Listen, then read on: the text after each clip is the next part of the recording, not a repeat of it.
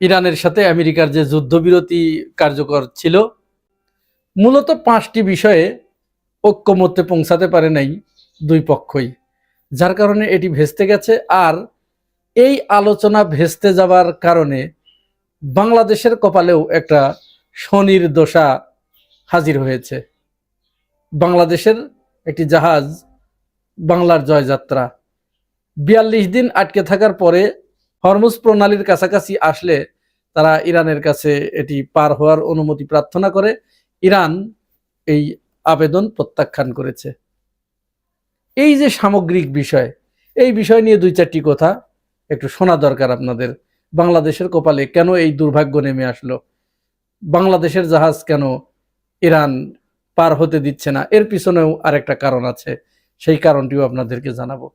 তবে আমরা আগে একটু আলোচনা করি এই আলোচনাটা কেন ব্যর্থ হলো। এই আলোচনাটা ব্যর্থ হবার কারণ ছিল, যথেষ্ট কারণ ছিল। এটি বোঝাই যাচ্ছিল যে এই আলোচনা আসলে ফলপ্রসূ হবে না। মূলত পাকিস্তানের যিনি বর্তমান ফিল্ড মার্শাল সেনাপ্রধান আসিম মনির, এই আসিম মনিরকে দিয়ে ডোনাল্ড ট্রাম্প এখানে একটি খেলা খেলিয়েছে। একটি ক্রেডিট তিনি নিয়েছেন, একটি কাজ তিনি করিয়ে নিয়েছেন। কি কাজ? কাজটি হচ্ছে আমেরিকার ভিতরে ট্রাম্পের ব্যাপক সমালোচনা শুরু হয়েছিল এবং আমেরিকার জনগণ ট্রাম্পের বিরুদ্ধে বিক্ষোভ শুরু করেছিল, রাস্তায় নামতে শুরু করেছিল। সবচেয়ে মজার ব্যাপার হচ্ছে পেন্টাগন তো আপনারা জানেন, পেন্টাগন থেকেই আমেরিকার নিরাপত্তা বিষয়টি নিয়ন্ত্রিত হয়। তো সেইখানে ট্রাম্প বারবার যুদ্ধের খরচ বা ব্যয় এটি বাড়ানোর জন্য আবেদন করেছিল। পেন্টাগন ট্রাম্পকে যুদ্ধের অনুমতি দিলেও অতিরিক্ত আরো $200 বিলিয়ন খরচ চেয়েছিল ট্রাম্প, সেটি দেয় নাই, পেন্টাগন দেয় নাই, দিতে অস্বীকৃতি জানিয়েছে।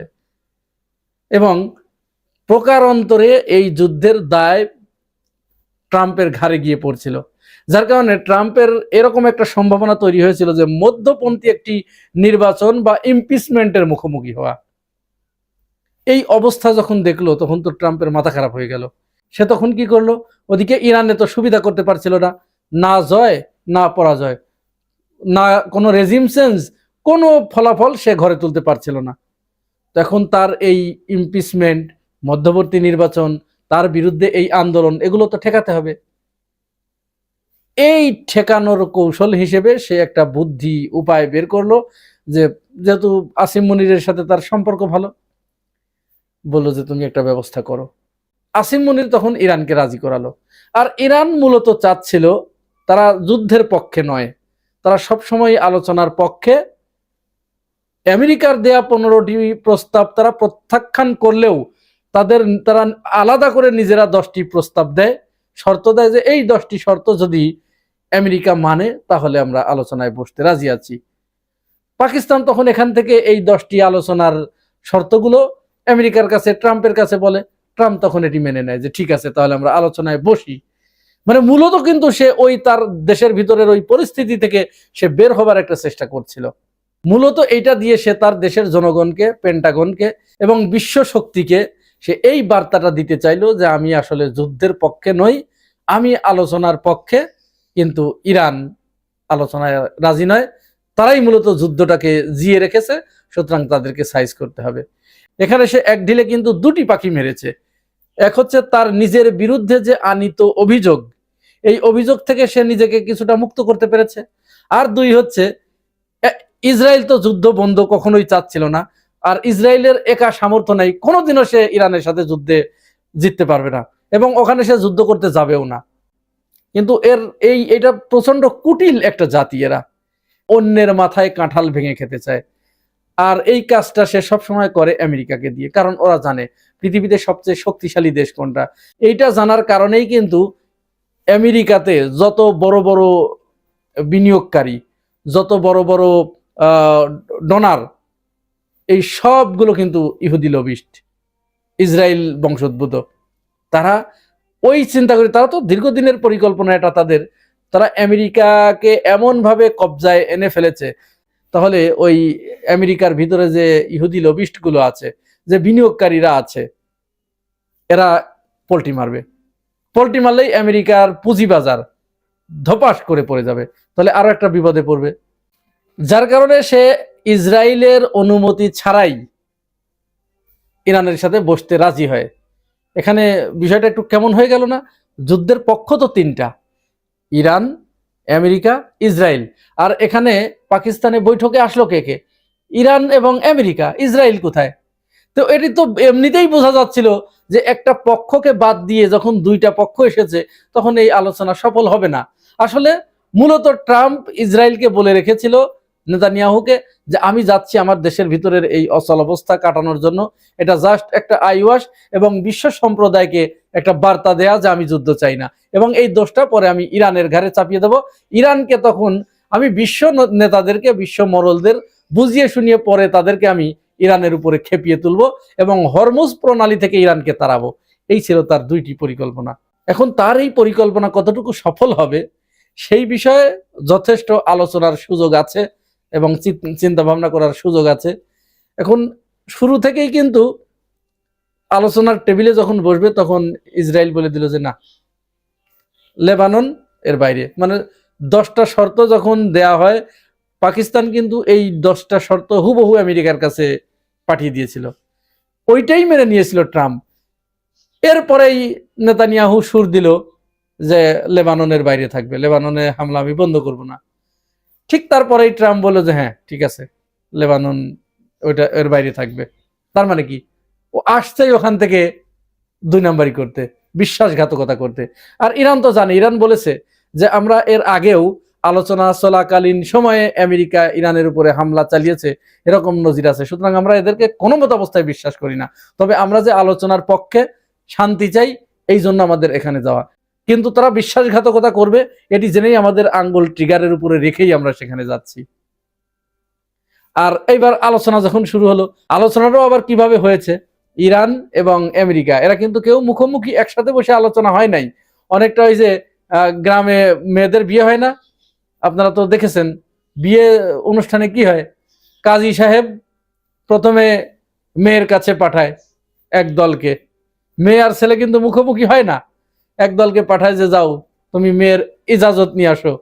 সেখানে যে মেয়েকে কবুল বলাইয়ে এসে তখন কাজী সাহেবকে বলে যে হ্যাঁ তারা এই বলেছে, সে কবুল বলেছে। কাজী সাহেব জিজ্ঞাসা করে যে আপনি কি শুনেছেন, আপনি শুনেছেন, এরকম এক একজনকে জিজ্ঞাসা করে, করার পর হ্যাঁ আমরা শুনেছি।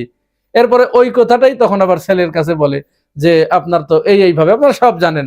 ঠিক এইভাবে তারা ইরানের কাছ থেকে বার্তা নিয়ে গিয়ে আমেরিকার কাছে বলেছে যে ইরান এই বলেছে, এই ব্যাপারে আপনাদের কি মতামত? আমেরিকা তখন বলেছে যে না এইটা হবে না, এইটা হবে। ওখান থেকে আবার এনে ইরানের কাছে দিয়েছে যে তারা এই বলেছে। ব্যাস, আলোচনা আর হয় নাই, অগ্রগতি হয় নাই, মানে নাই। মূলত 5টা জায়গায় আটকে গেছে। আর এই 5টা জায়গায় ইরান বিন্দু মাত্র ছাড় দেবে না। যদি ছাড় দেয় তাহলে আর ইরান রাষ্ট্র থাকবে না, ওটা ভেঙে খান খান হয়ে যাবে। কয়েকদিনের ভিতরে ইরানকে একদম তছনছ করে দেবে। হরমুজ প্রণালীতে ইরানের নিয়ন্ত্রণ, তারপরে তার পারমাণবিক কর্মসূচি সম্পর্কিত আলোচনা, এরপরে তার যে আন্তর্জাতিক যে নিষেধগুলো আছে, বিধিনিষেধগুলো আছে, সেইগুলোর ব্যাপারে আলোচনা, লেবাননের উপরে আলোচনা, এবং সর্বোপরি যুদ্ধের ক্ষতিপূরণ। তো এই 5টা বিষয়ে ইরান এখানে একেবারে অনড় অবস্থানে, কিন্তু আমেরিকা সেটা মানবে না, দেবে না। তাকে ওখান থেকে হরমুজ প্রণালী থেকে সরে আসতে হবে, তাকে পারমাণবিক কর্মসূচি পরিত্যাগ করতে হবে। হয় নাই। তবে ইরান বার্তা দিয়েছে যে আমরা শান্তির পক্ষে, আমরা এই প্রথম, জীবনের প্রথম আমেরিকা এবং ইরান আলোচনায় বসলো, ইতিপূর্বে কোনোদিন কথাই হয় নাই, সুতরাং আমরা আশাবাদী।